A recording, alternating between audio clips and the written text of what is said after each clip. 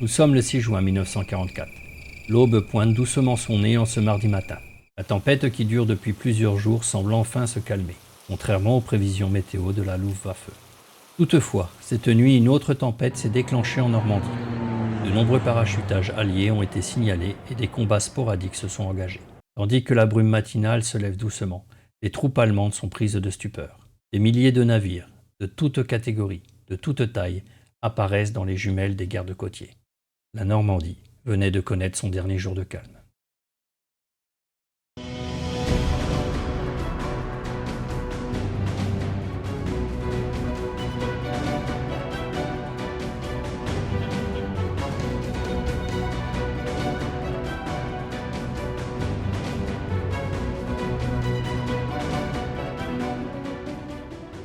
Avant de nous plonger dans cette nuit du 6 juin 1944, je vais vous présenter le partenaire de cette vidéo.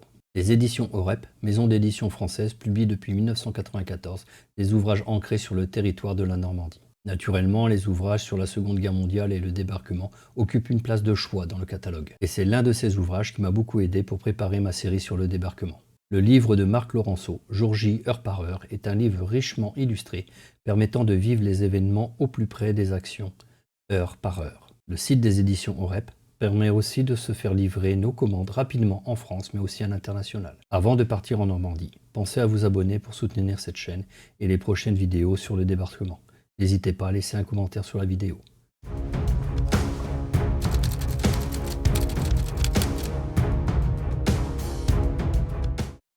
Dans les plans finaux du Cossack au mois de décembre 1943, la plage de Gol se situe entre le village de La Rivière à l'est et la ville de Port-en-Bessin à l'ouest.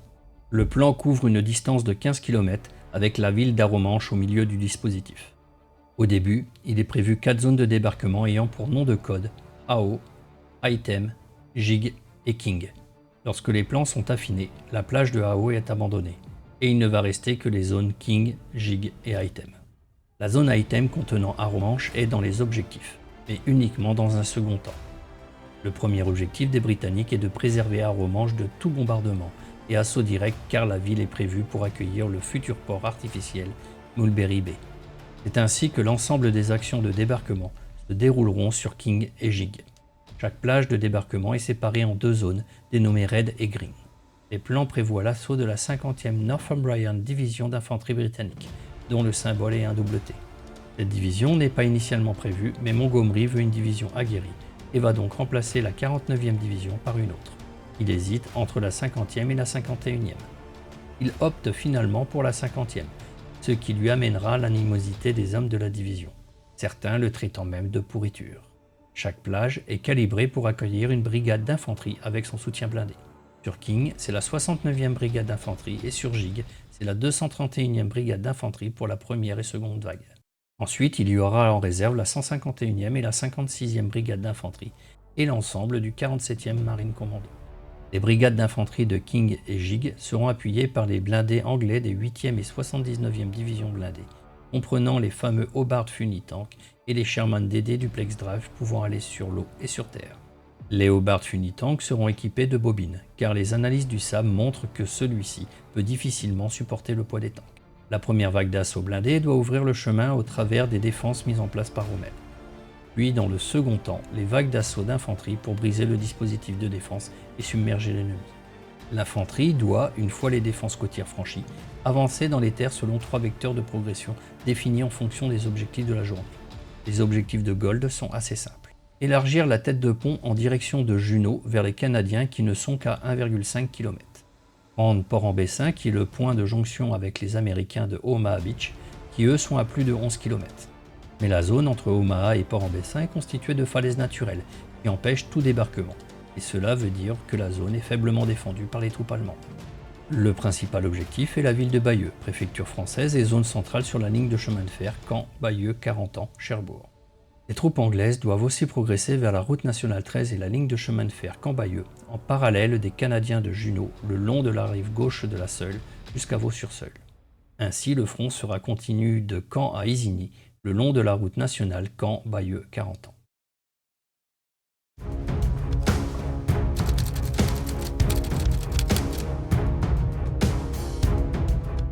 Entre Isigny et Rouen, c'est la 716e division d'infanterie qui doit défendre cette côte. La division est une division statique, c'est-à-dire qu'elle doit défendre les points fixes, les Widerstandsnetz comme évoqué de nombreuses fois dans mes vidéos précédentes. Seuls quelques bataillons cyclistes et d'autres légèrement motorisés sont plus mobiles. Mais le nombre de soldats et la piètre qualité des troupes de la 716e est clairement identifié par Rommel qui fait monter la 352e division en première ligne dès le 15 mars 1944. Cette montée au front passe complètement inaperçue aux yeux des observateurs alliés et sera la mauvaise surprise du 6 juin, surtout dans le secteur d'Omaha. Ainsi, la 352e prend le pouvoir de décision sur l'ensemble des troupes se trouvant entre Isigny dans le secteur américain jusqu'à Arromanches dans le secteur anglais. La 352e est une division d'infanterie moderne d'élite créée fin 1943 sur le nouveau modèle allemand de division d'infanterie. Elle se compose des restes de vétérans du front de l'Est des 268e et 321e divisions d'infanterie. En juin 1944, elle est à son plein potentiel avec 12 700 soldats, dont 7 300 combattants de première ligne, ce qui est exceptionnel pour l'armée allemande de l'année 44. Ces soldats sont équipés en quantité du nouveau matériel d'infanterie, appuyé par un régiment d'artillerie dédié aux différents régiments de grenadiers. L'ensemble, appuyé et protégé par des bataillons spécialisés comme le génie, le bataillon anti-tank et le bataillon de reconnaissance, les fusiliers bataillon 352. La force principale de la division se compose de 3 régiments de grenadiers, les 914, 915 et 916. Chacun est assigné à un secteur le long de la côte. Face à nos Anglais de Gold, c'est le 915e régiment de grenadiers dit du Kampfgruppe Meyer, dû au nom de son commandant, l'Oberlieutenant Karl Meyer. Ils sont positionnés à l'est et au sud de Bayeux. Les 716e et 352e divisions sont sous les ordres du général Erich Marx, commandant le 84e corps d'armée allemand en position au niveau du Cotentin et jusqu'à Rouen. Son quartier général se trouve à Saint-Lô.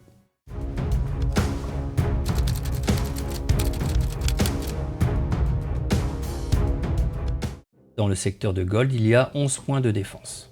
Les WN 33 et 34 positionnés à la rivière sur la commune de Vers-sur-Mer.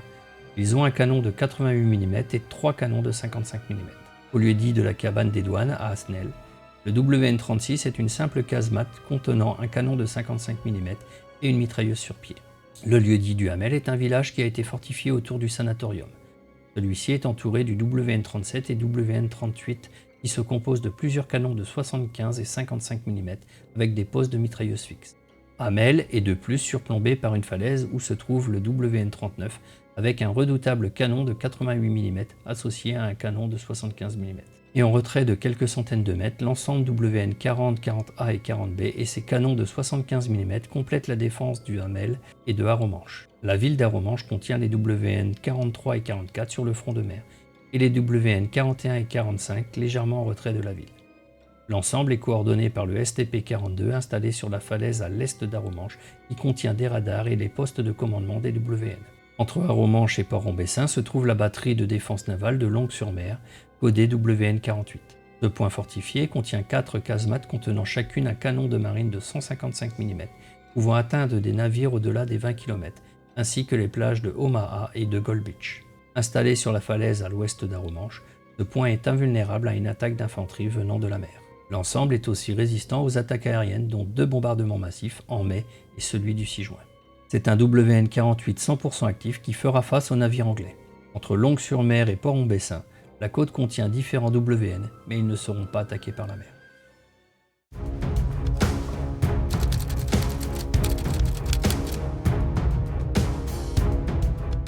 Pour bien comprendre l'un des facteurs clés de ce qui a fait le succès du débarquement sur Gold Beach, et celui beaucoup plus difficile de Omaha, il faut remonter aux événements de la nuit. Alors que le général Marx est attendu au Kriegspiel avec les autres officiers allemands pour la journée du 6 juin à Rennes, les officiers d'état-major du général fêtent son anniversaire à minuit. Le général Marx est en effet né le 6 juin 1881.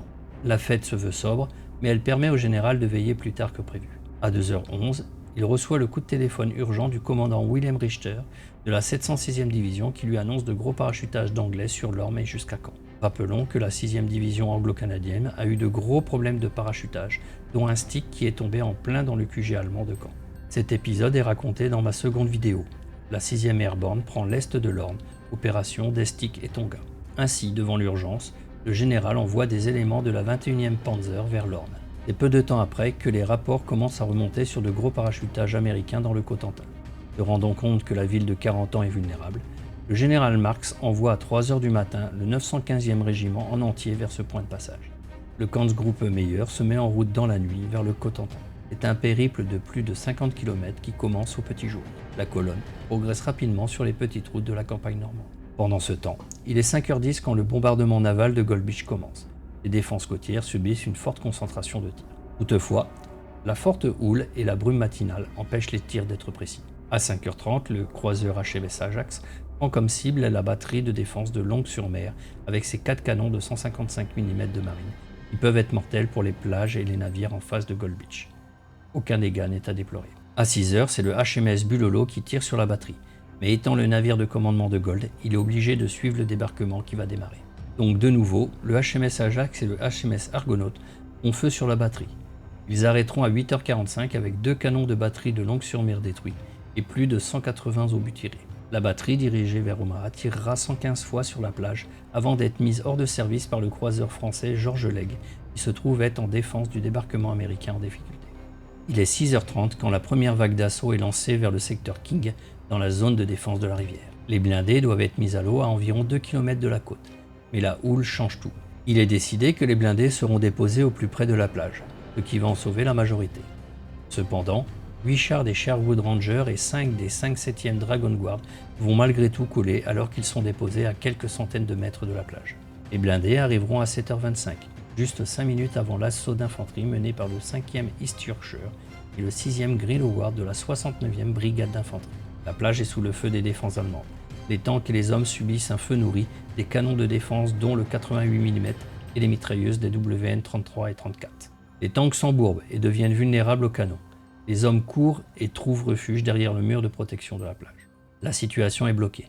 Il faudra un coup direct d'un tank fléau des Westminster Dragons pour mettre hors de combat le canon de 88.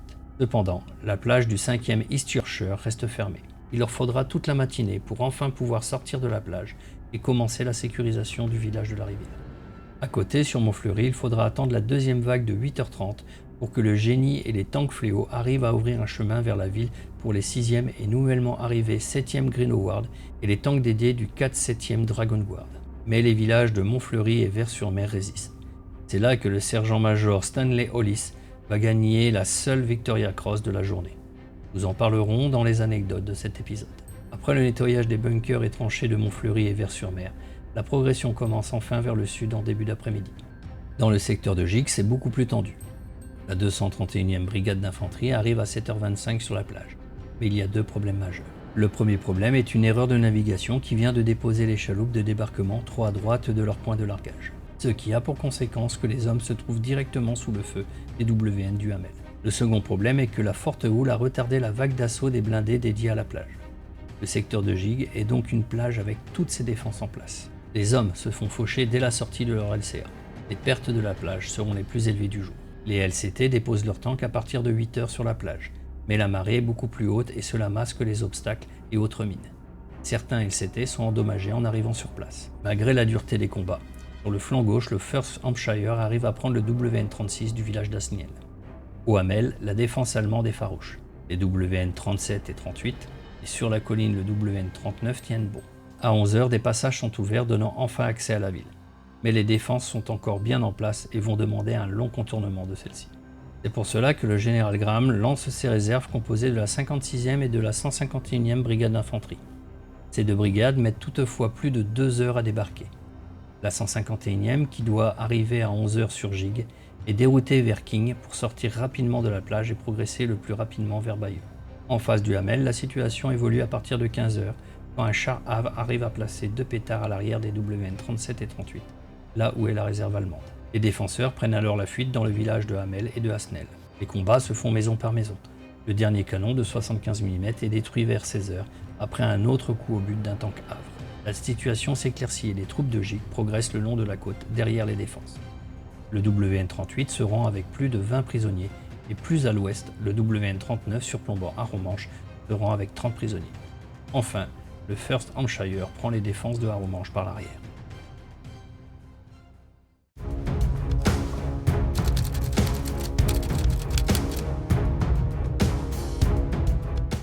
Le 47e commando de marine a une mission particulière.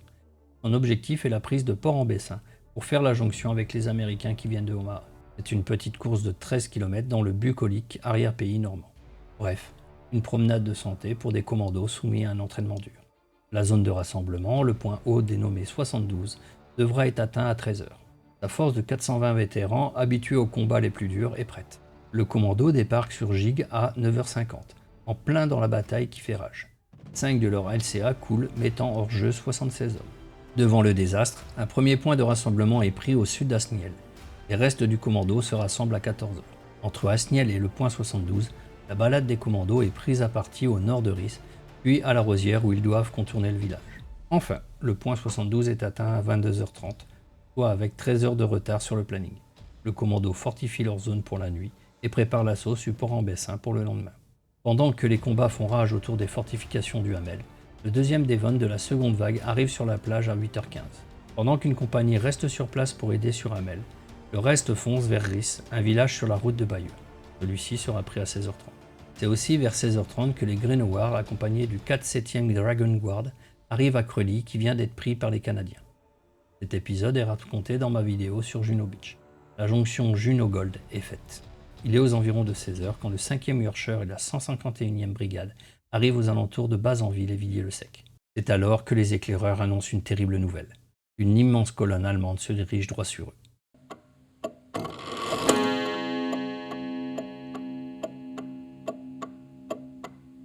Tandis qu'ils sont en vue de 40 ans, vers 9h, la situation a changé et le Kampfgruppe-Meyer doit faire demi-tour pour retourner vers Bayeux et contrer les Anglais qui débarquent vers Arromanches. Mais l'Oberlieutenant Meyer perd un tiers de son régiment, car le 1er bataillon du 915e doit se diriger vers Omaha Beach en soutien.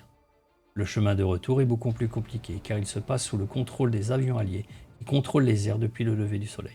La colonne est attaquée plusieurs fois, l'obligeant à se cacher avant de reprendre la route, sans compter les bombardements navals dirigés par les Spitfire d'observation d'artillerie. Il leur faudra 7 heures pour rejoindre leur zone de départ au sud-est de Bayeux. Vers 16 heures, le régiment arrive entre Bazanville et Villiers-le-Sec, dans sa zone de rassemblement. Mais ils ne sont pas seuls.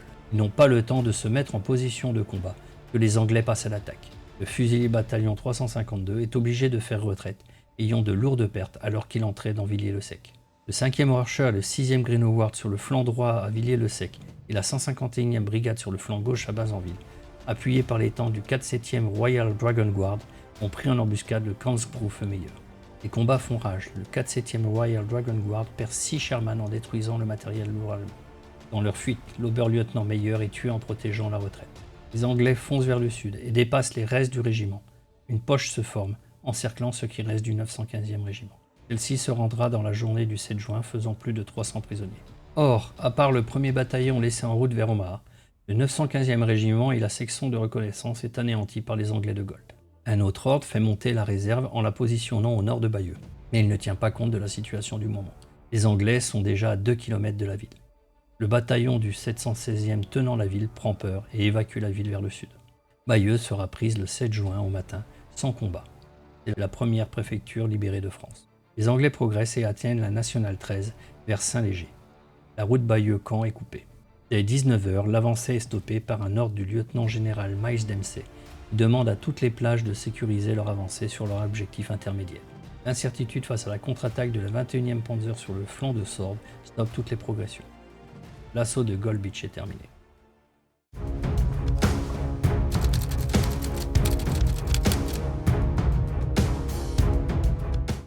La journée du 6 juin 1944 du sergent-major Stanley Hollis va être ponctuée d'un ensemble d'actions aussi folles mais aussi stupides que possible. C'est vraiment les montagnes russes entre chance et malchance. Cependant, le sergent-major Stanley Hollis sera le seul Anglais qui gagnera la Victoria Cross durant le 6 juin 1944. La Victoria Cross est la plus haute distinction militaire anglaise. Commençons cette folle journée par son voyage dans la barge d'assaut. En vue de la plage de Gig, Stanley voit une position allemande. Là, il demande la mitrailleuse de la section et vide l'ensemble des chargeurs dessus. Sauf qu'il vient de vider l'arme de son groupe sur une simple cabane vide. Cabane qui sert d'abri et d'arrêt pour le petit train touristique. En bonus, il a la fâcheuse idée de tenir le fusil mitrailleur par le canon et se blesse à cause de l'arme brûlante. Il n'a pas encore touché terre. Une fois à terre, Hollis court tout droit vers le bunker de la plage et devant rattraper ses bêtises, prend le bunker à lui tout seul. Vu qu'il est motivé, il se fait le second bunker et fait 26 prisonniers à lui seul.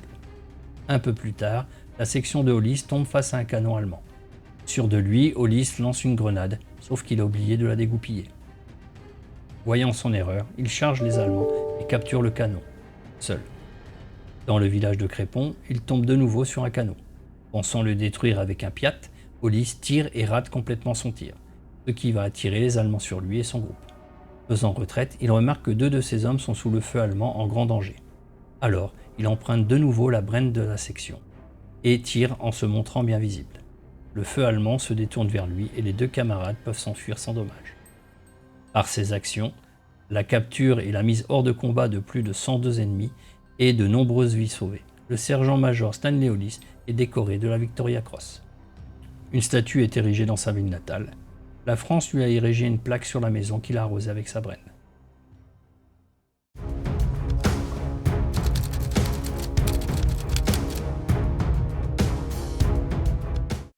En conclusion, avec une météo défavorable, un bombardement naval aussi inefficace que sur Juno ou Omaha, le débarquement à Gol a mal démarré, mais grâce à l'expérience des troupes, la perspicacité des marins devant débarquer les chars et l'apport des chars spéciaux, le débarquement est une réussite. Les pertes en hommes sont estimées à 413 soldats morts, blessés et disparus sur la journée. Comme pour Utah, ce bilan est sous-estimé car il ne compte pas les pertes de la marine et celles du 47e commando de marine, dont la mission était tout autre que l'assaut sur la plage. À la différence d'Omaha Beach ou même de Sword, le mur de l'Atlantique à Gold n'a pas été simplement pénétré, il a complètement et irrémédiablement été annihilé. Une fois les défenses de Gold mises hors d'état, la progression dans les terres a été facile, au point que c'est les Anglais qui ont tendu une embuscade au Camp Group Meyer et on sera annihilé. Les troupes britanniques ont occupé la quasi-majorité du territoire qui lui a été confié. En une journée, 24 970 hommes sont déposés sur la plage. Bayeux sera pris sans coup férir dès le lendemain matin. Port-en-Bessin verra un plus dur combat mais tombera 2 jours plus tard. La seule chose qui peut faire débat étant l'optimisme presque criminel de Montgomery, qui voyait un déferlement de chars et imaginant la prise de Villers-Bocage à plus de 40 km dès le 6 juin par la 8e brigade blindée. Les délais imposés remis dans leur contexte étaient trop ambitieux. Ces délais vont notamment créer des congestions sur la plage les premiers jours et enrayer quelque peu la machine logistique. Les Anglais ont aussi un bon coup du destin. Imaginez maintenant que le général March choisisse le 914e au lieu du 915e et que ce régiment soit toujours à sa place quand le débarquement commence et envoie ses plus de 2300 hommes combattre contre-attaquant la plage de Gol. Le débarquement aurait été beaucoup plus meurtrier pour les Britanniques. Les pertes allemandes n'ont pas été quantifiées et rien que la perte du 915e régiment est estimée à plus de 2000 hommes. Le général Richter du 716e annonce au soir du 6 juin que 80% de ses troupes sont hors de combat sur l'ensemble des plages. Cette vidéo sur Gold Beach conclut ma série concernant les Anglais et Canadiens durant le débarquement. Vous trouverez l'ensemble des vidéos dans ma playlist, le débarquement côté anglo-canadien et les opérations aéroportées. N'hésitez pas à les visionner pour comprendre chaque secteur. Dans la prochaine vidéo, je vais avancer un peu dans le temps, côté américain, pour décrire une opération du jour le plus long, avant d'entamer le gros morceau d'Omaha Beach qui conclura la première saison de Temps de bataille. Je vous remercie d'avoir visionné cette vidéo. Laissez un commentaire sous la vidéo et pensez à vous abonner pour ne pas rater les prochains épisodes de Temps de bataille sur le jour le plus long.